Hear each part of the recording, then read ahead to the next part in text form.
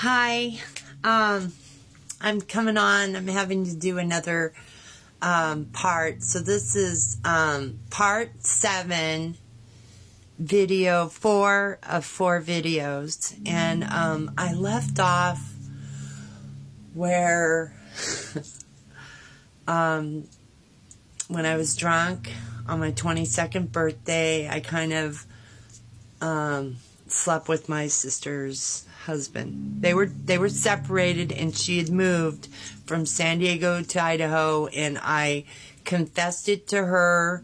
And so I'm not outing anything. I'm just telling my story as God has directed me to do for a long time. And it's very long. I mean, it's like 42 parts, 10-minute videos of my life, and I'm just gonna let you know there's a lot of sexual content in this video. It could be triggering. I know it's triggering for me, but God told me, tell your story, baby girl. You tell it. You don't be ashamed. You say it loud and proud. And be your authentic self.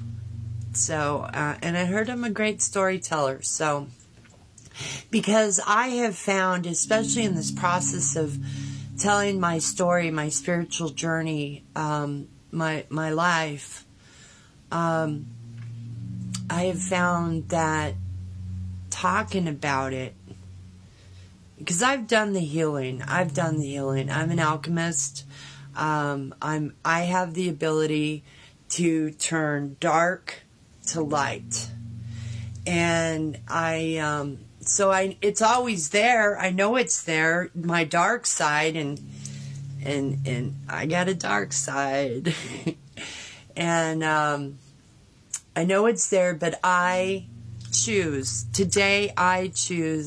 to live in my light.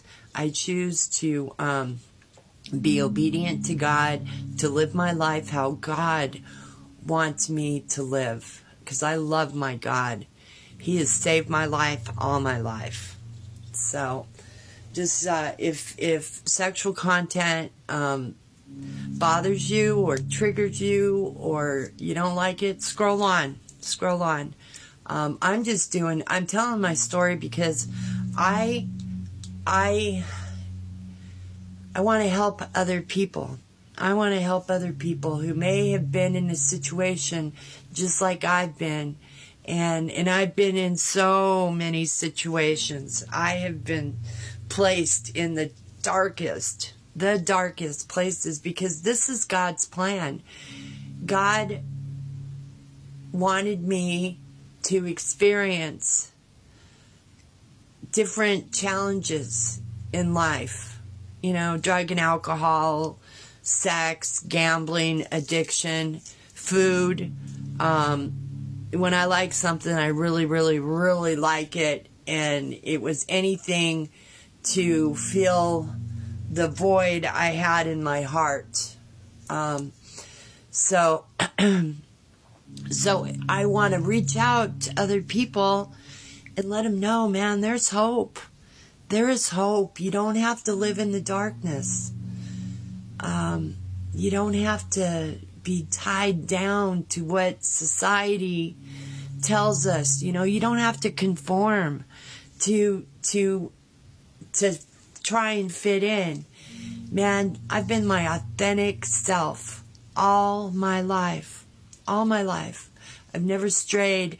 There are times that I have to kind of put a mask on, because I don't want to deal with people. When I know that somebody's coming at me, and I don't respond when it's negative, because I have to stay peaceful. I have to stay calm, because this light inside me, I don't want to waste, because it depletes my energy, and my energy is strong, and it's beautiful.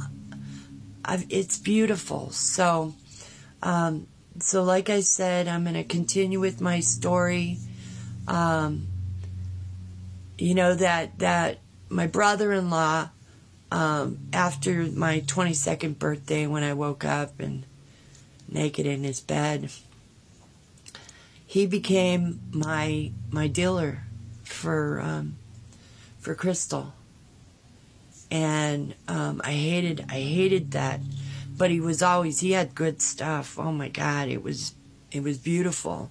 It wasn't like the shit that, that they made in the sink and through all the things. It was good. It was good. And I just hated having to call him and say, dude, can you fix me a bag? And then going over there, and I always made sure I had somebody with me. They waited in the car so I could tell him, no, I'm in a hurry. I got my friend in the car. We're cruising out, and, just give me my stuff. And I paid him. It's not like I got it for free. So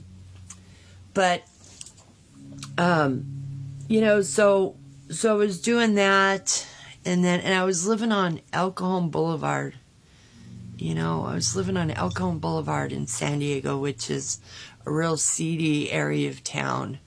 And I didn't have a car, so I was taking the bus, and I was working at Denny's downtown. I love that. And I started on days, but that I had a problem getting to work on time, or coming in sober and clean. And so they put me on swing shift, and kind of had the same problem then too. I mean, it's a good thing that I'm very likable.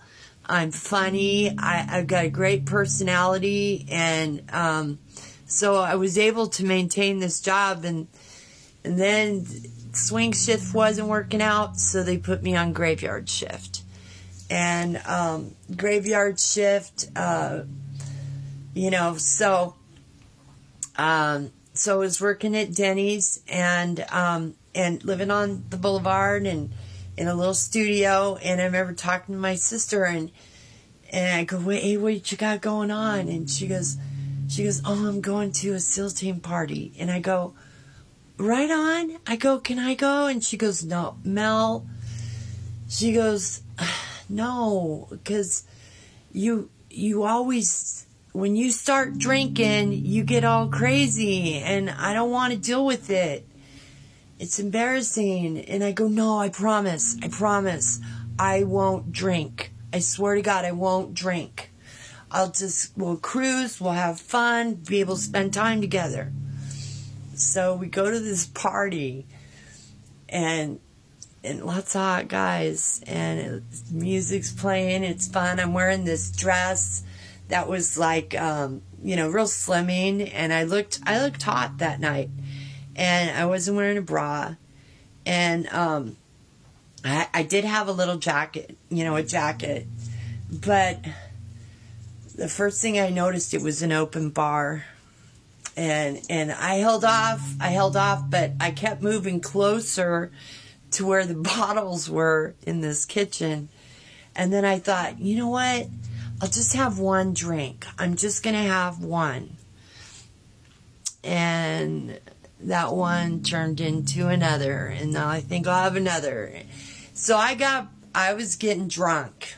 And these two guys